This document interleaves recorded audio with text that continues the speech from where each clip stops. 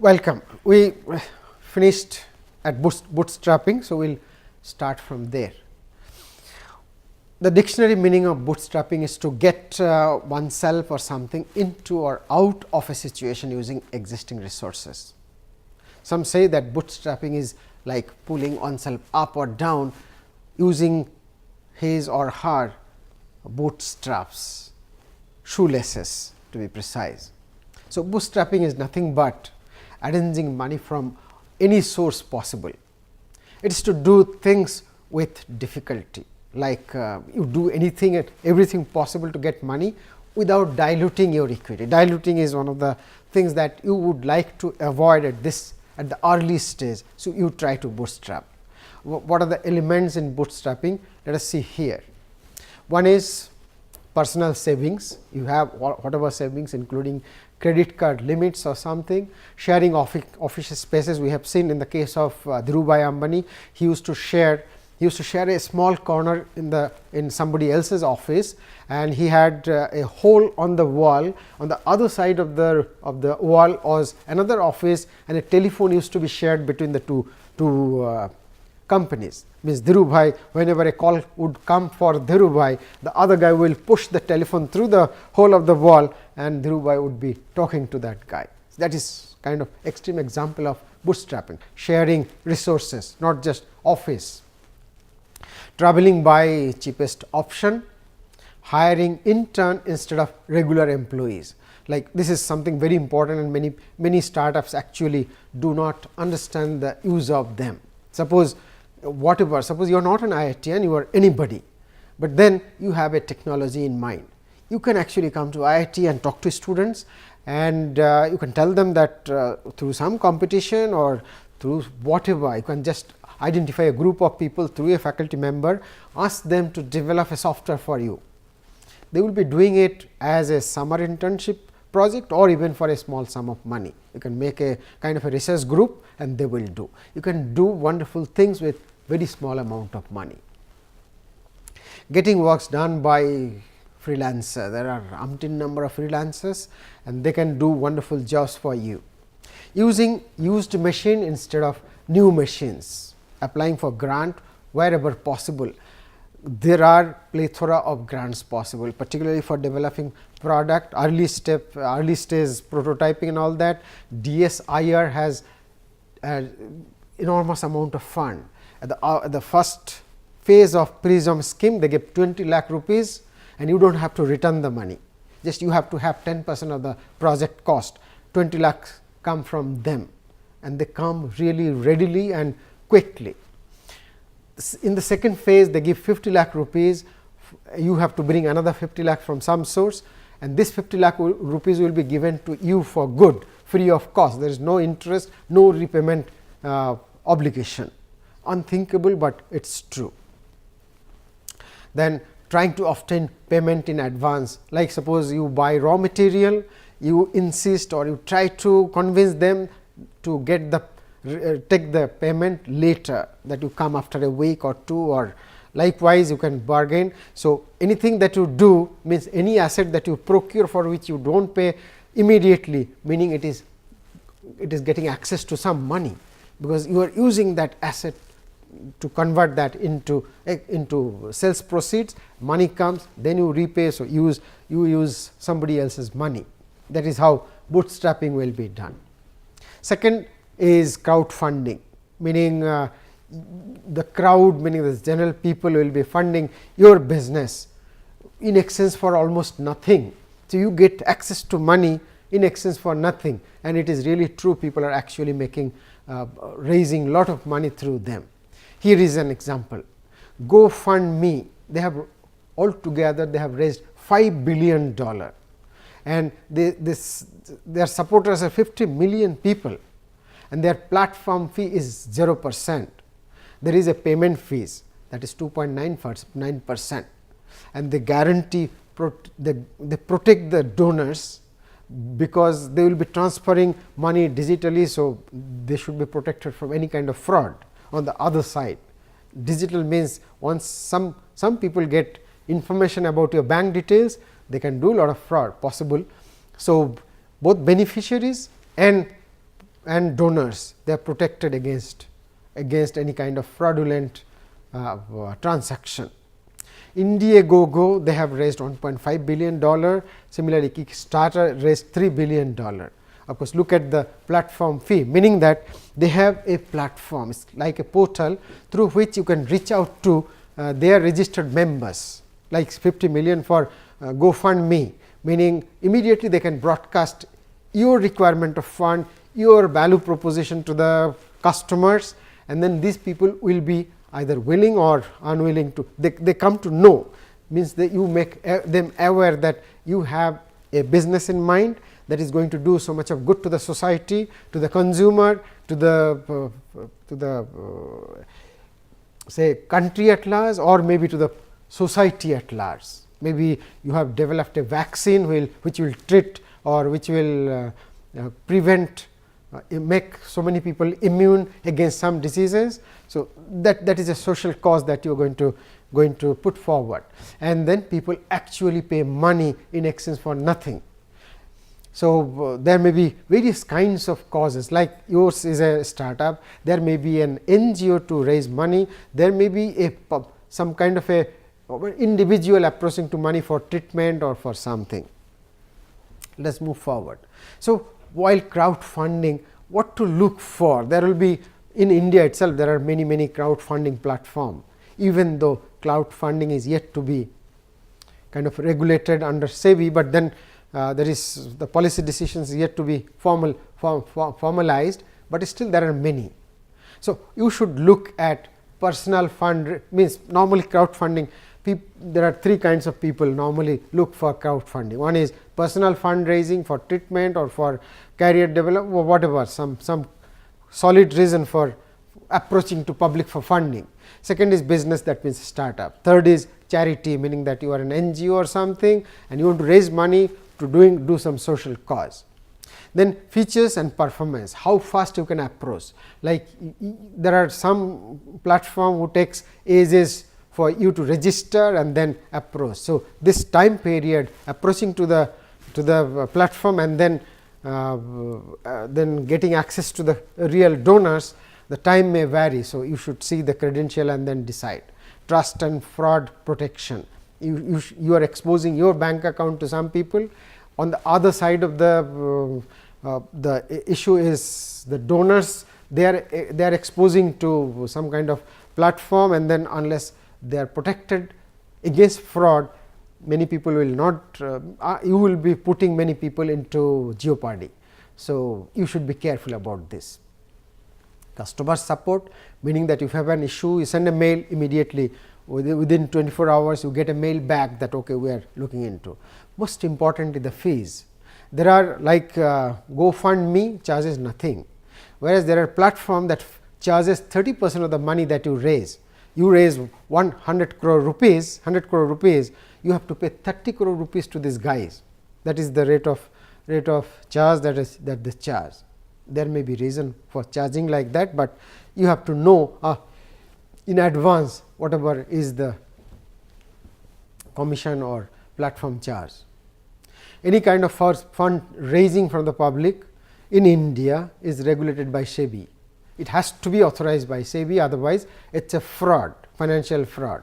So, anybody who will be raising money without SEBI nod going to be behind bars immediately. But SEBI is yet to put in place a formal regulatory framework for crowdfunding, which means that in India crowdfunding is yet to take shape in a big way. But then there are many crowdfunding organizations, normally they raise dates, like Rangde has been providing micro loans through their platform. So, Rangde is an established player and it has been funded by World Bank through development marketplace. They have a separate scheme. One can approach to World Bank and do that, provided they can deliver the kind of objectives that World Bank has. Likewise, there are many more, and you can actually Google search for the platform fees and transaction fees. Transaction fees are quite substantial, and there will always be a transaction fees. Next in line is incubation. the dictionary definition of incubation is like this: you incubate something for providing a kind of a standard or predefined atmospheric condition for the thing to mature. Like a mother bird sits on her eggs to provide the kind of warmth that the eggs require for it to mature and hatch. Like for diseases, if somebody is infected or when the agent is infected in the body, it takes about some time for it to manifest the symptoms. Like for chicken pox, it takes 14 to 16 days. Even if we carry the agent, we will not know. We will get to know after 14 to 16 days. So, that is the incubation period. I mean, when the agent actually get matured inside the body and it manifests. But in a startup context, it's a takeoff from, means the incubation term is a takeoff from biology, meaning it is also similar, meaning it gives a kind of a ecosystem to the startup units that gradually matures their ideas into a commercially relevant technology. So, it gives you the ecosystem where you can grow, you get the hand holding, you get some financial assistance and all other assistance, so that you can mature and then prepare yourself to go to market. Incubators provide space, it provides utilities, meaning water, current and network, meaning internet, and provides a mentor. Also some seed money, it varies from organization to organization, and the seed money may be either in the form of soft loan. Soft loan means debt, whereas it may be grant. Some organization offers grant. Mostly incubators are housed inside an academic institute, but nowadays many corporates are actually coming out with incubation facilities, and they are also giving money and everything else that you see. Normally incubation is a long term hand holding or long term incubation of the startup ideas. Normally it may go after 3 years or even beyond. Normally they give you the facility as long as your idea is not matured enough to go to market, but then you cannot actually perennially do that, neither you can afford nor the organizations can afford. Incubation centers a place where they can share infrastructure, like you get like-minded units, you are incubating and other startups are also incubating. So, you can share common infrastructure, common tools like say software tools, common expertise. Suppose you are developing some say Android app and other people are also developing, you are stuck up at somewhere, you can just discuss over a cup of tea and then perhaps they can tell you that why don't you do this, it will be sorted out. So, a problem that you will struggle for maybe months together will be sorted out over a cup of tea. So, this is an advantage of incubation centers. You get like-minded people, you get experts in your own domain, and at the same time, suppose you have to do something on a lathe machine, you do not want to buy a lathe machine for doing something, you have to go outside and talk to somebody and then they have their own priorities. Whereas, within the incubation center, you will find some people developing engineering products and they may have a lathe machine. So, you get access to this without much waiting period. Once any startup is ready to go to market, normally they are asked to vacate. Seed money provided by incubators are either in grant or soft loan, and they may even insist on equity, like IIT Kharagpur insists for 3% equity and 3% simple interest rate on the money that they give. They give up to 25 lakh rupees per unit.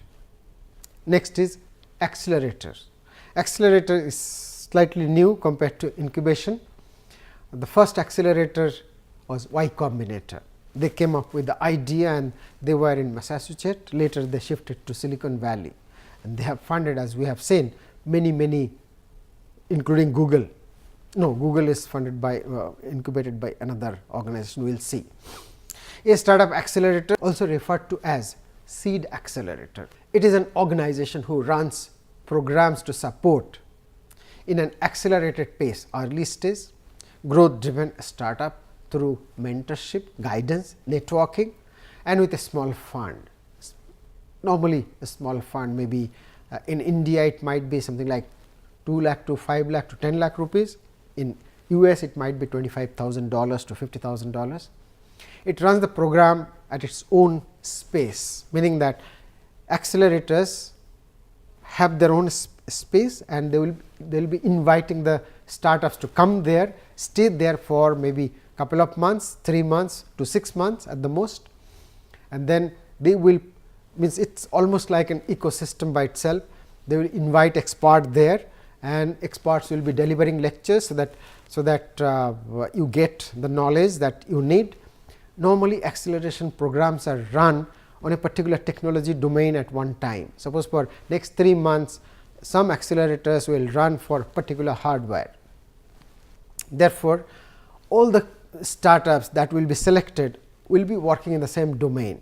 So, you can share knowledge with everybody who are there. You get this gives a whole advantage of technology knowledge, because if you do not know something, you get somebody or the other to help you, and experts will be invited who are expert in that particular domain. So, you can ask question you can listen to their lectures, ask question, and then that is the whole idea of acceleration, meaning that your development will be accelerated, which will not be possible in an incubation cell or in isolation where you are working in your own office. Most of the acceleration programs run as part of a cohort. Cohort means similar kind of a companies. So, the units are selected based on their potential obviously. So, they provide resources, invite experts for delivering lectures, advising, etc. The accelerators usually charge some equity. They do not charge money, but they give money and charge equity to the extent of 3 to 8%. And eventually, every accelerator program ends with an event either called graduation or called demo day. During the demo day, you are expected to make a presentation before a huge number of investors. So, they are going to listen to you and then make investment decisions. Usually, almost 100% of the startups will be funded by some investor or the other, depending on their comfort level on your presentation. So, during demo day you give a presentation before investors, and if you are selected, then the next process follows, like there will be a term sheet, we will discuss about that. So, here are some well known accelerators. Some of the preferred areas are tech hardware like artificial intelligence, biotech, though all emerging technology domains are of interest. Say plug and play tech center in Silicon Valley, they have actually mentored Google, PayPal, Jusk. They have transformed their ideas into commercial business. Just imagine that an accelerator actually accelerated Google. Similarly, Y Combinator mentored Airbnb, Dropbox, Reddit and almost 1,000 others, and there are big names actually. LinkedIn is another one, mentored by Y Combinator. But then it is very competitive, meaning that even if you want to be accelerated by say Y Combinator, getting yourself selected is a difficult thing. Their selection or acceptance rate is as low as 1% to 3%. The focus is normally their focus is the team. They think that it is very difficult for one single individual to handle all the associated work that is there in a startup. You need actually multiple people to take care of the diverse necessities for any idea to be transformed into a commercial business. In India, there are many accelerators, actually there are private accelerators mostly accelerators are private, but recently Sequoia Capital has started their own scheme, acceleration scheme. They have named it as SURS, and they have started only in February 2019. The SURS is to pick up 10 to 20 early stage startups twice every year for mentoring, and they are going to give $1.5 million each to the startup. Imagine the amount of money is about 10 crore rupees. And look at the mentors under this accelerator program: Baiju Rabindran of Byju's, Ritesh Agarwal of Oyo Homes, Oyo. So, these are the people who are going to mentor you. Now, this is about the very early stage fundraising, like crowdfunding, then incubation, then acceleration. But whenever you are going to make a presentation before these investors, the first question that they are going to ask you, how much money you need, meaning that whether you are suitable for them or not. Suppose you are asking for 50 crore, many of the investors will say that this is beyond my capacity. So, if you are asking for say 1 crore to 5 crore to 10 crore, angels will be interested, but then you need to know how much money you need actually, why do you need that money. So, to understand that, you need to prepare some kind of a project report, and that will be a very early estimate. You do not have much idea, but still you have to scribble something and then tell people that I need this amount of money. Say for example, you are a early stage company and you are just looking for something like say 2 crore rupees, 3 crore rupees, 2.5 crore or something. What can be your requirement? What can be the total things where you are going to invest that money? Say investment in land and building is 10 lakhs, investment in machinery is 100 lakhs, other expenses such as electrical connection, license fee, approach road to your factory, then for disposal meaning drains and all that, all these arrangement is going to cost to 20 lakh, investment in trial production may be another 5 lakh, maybe some contingencies may be increase and decrease in prices of your inflation, then maybe foreign exchange fluctuation etcetera are contingencies. Total investment in fixed asset is 1 crore 45 lakh. Suppose this is hypothetically is the case.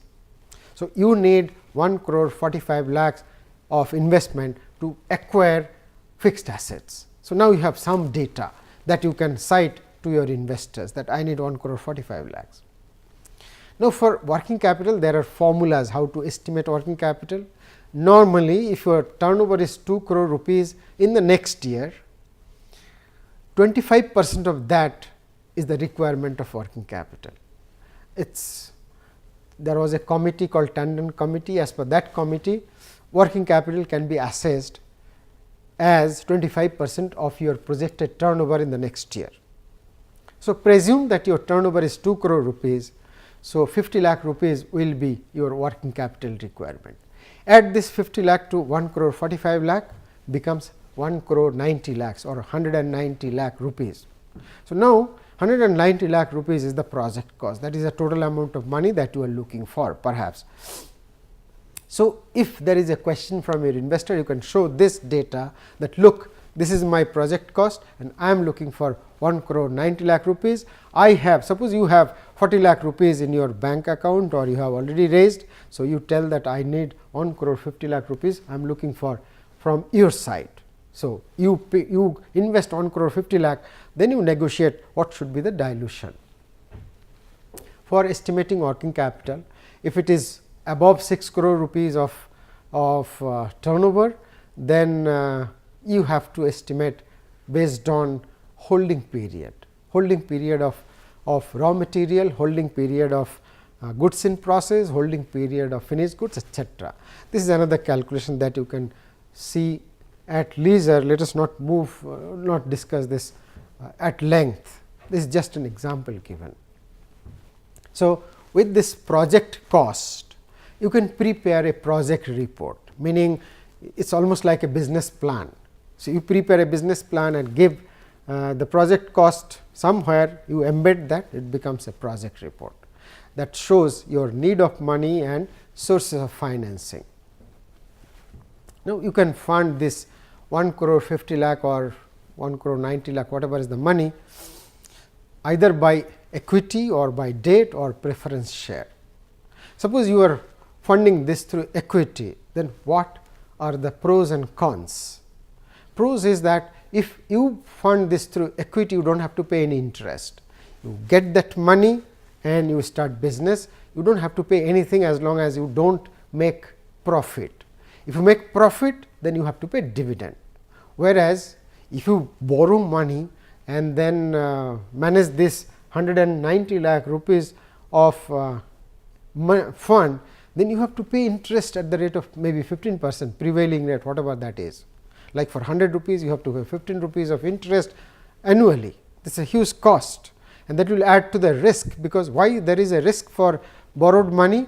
Because every year your lender is going to ask for this interest. They are not going to listen to anything. They will say whatever you are doing, whether you are making money or not, you have to pay interest. It is compulsory for debt. So, that is why debt is very, very risky.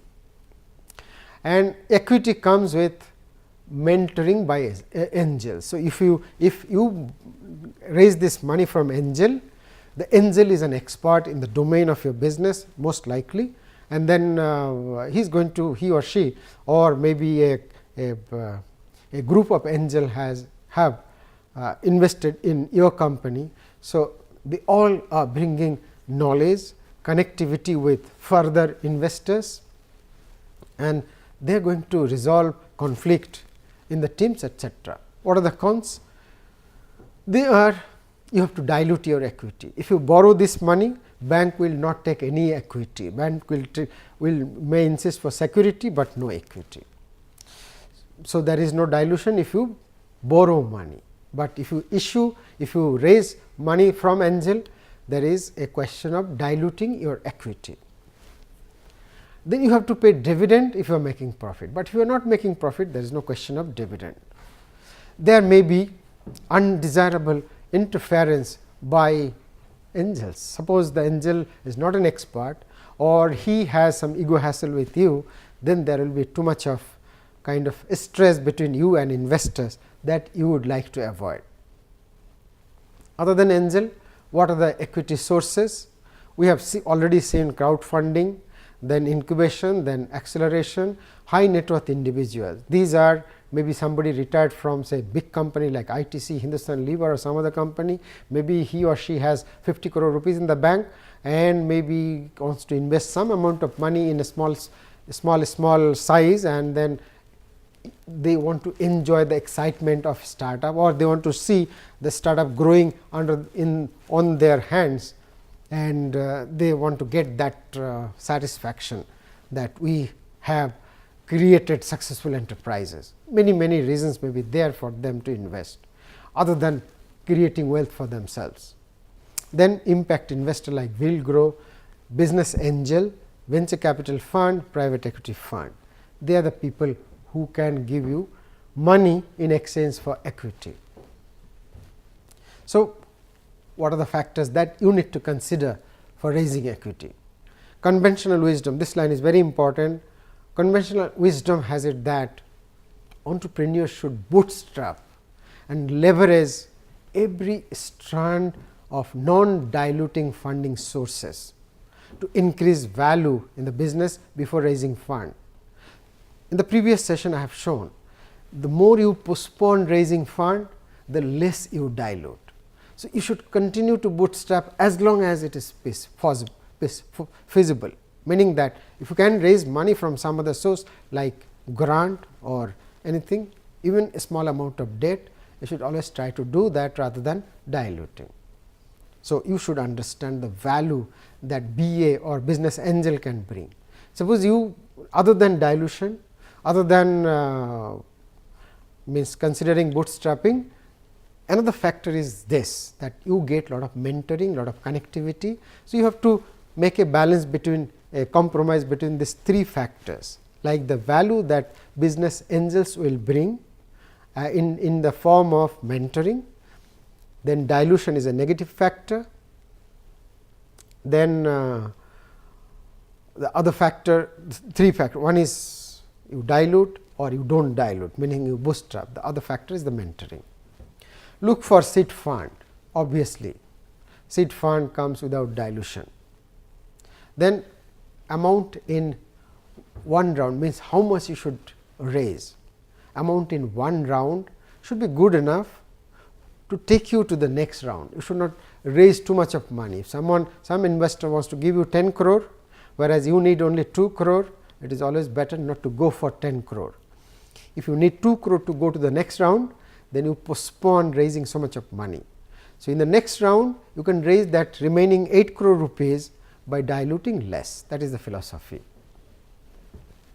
Now, suppose you have decided that okay, we are going to raise money from business angel or whosoever, maybe venture capitalist. Suppose it is business angel. Both business angels and venture capitalists follow same steps for negotiating a deal. How a deal happens, what are the stages? First step is deal origination, meaning you give a presentation, they feel fine, means they find compelling reason to consider your case. So, there will be origination of the deal. Even before that, origination of the deal actually is the presentation. So, they will be screening through presentation, through sifting through the proposals, that is screening. Then they evaluate the deal. Once they are satisfied with you, then they will be structuring a deal, meaning that they will say 10% equity for 20 lakh rupees or 20% equity for 5 crore rupees, whatever is that is the structuring. How they give, in what form. They will say that we will give you preference share. You may kind of insist that no, it should be equity share, something like that. So, all kinds of bargaining should be there. So, that is deal negotiation and agreement. At the end you agree. These are the steps for any kind of deal. So, while approaching to them, you should understand, even before approaching to them, you should understand what is your prospect of getting selected. What do they see in your business model for making a decision to go or not to go. So, normally they prefer in a particular geographical area, like earlier Y Combinator is to insist that you have to be in the Silicon Valley area. Like I was mentoring a group of students from IIT Kharagpur, they were working on a autonomous vehicle. So, they were selected by Y Combinator and they had to migrate to US to qualify or to go under the mentorship of Y Combinator. Eventually, they were successful and they have already exited. But now, Y Combinator is there in India, but then suppose you are in Kolkata, they might insist that you have to come to Bangalore, you have to shift there. So, normally they want to mentor you from close distance, means close watch. So, they want that you should be in the same room where other startups are also working. Stage and type of venture, for example, long pre-revenue and product development phase. Like this means that normally they select startups whose kind of products are visible, their success is slightly visible. So, they are not exactly in the idea stage, they are kind of a idea validation stage, prototype validation stage. And then they have some idea about attractive and unattractive sector of the market. For example, there may be low margin, high volatility like say retail, hotels, restaurant property that they may not like.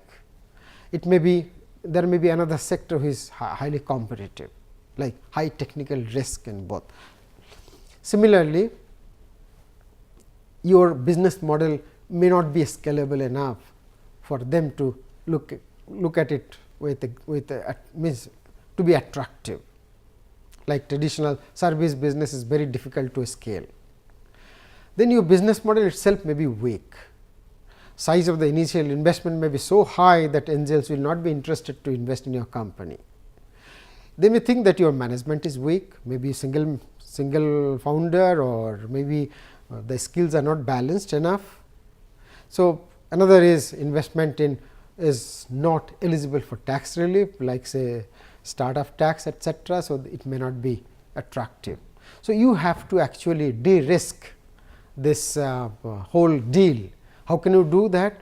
You can delay this process. If you are at stage A, where you have just the idea and nothing beyond. So, you delay the process through bootstrapping and then approach to them and you de-risk. So, you become attractive to them. So, as you move forward with your own resources or bootstrapping, incubation, acceleration, you make yourself more attractive to them and then in the process you actually de-risk. So, this is the areas where they normally want you to make presentation, like where do you come from, meaning what the business in total and where do you stand now, then what kind of pain point you have targeting, the customer segment, then what is your competitive advantage or value proposition, why do you think that market is attractive, what is the structure of the market, then what is the channel, means how you are reaching out to the customer, how they are buying your product, how you are delivering, and the management team who are managing both the business process, the marketing, the finally the finance and other things. What is the projection? Most importantly, what do your investors can expect from your business, like what is the exit and what is the times their money is going to be multiplied. Deal structure starts with term sheet. Term sheet contains all the terms and conditions like this: pre-money valuation, amount to be invested by them, form of investment, will it be preference capital, equity capital or debt, convertible debt. Then how you are going to use the money, where you are going to put the money, deploy the money, term and mode of exit, for how many years and how they are going to exit. And there will be exclusivity or no shop clause. No shop clause means you can, as long as they do not say no to you, you cannot go to another angel and try your luck. Maybe you do not have, you cannot go and make a presentation to another angel. Your present investor, who is not yet investors, but they are just considering to invest, they may take 6 months time to make a decision, but within this 6 months time you should not approach to another angel to try your luck.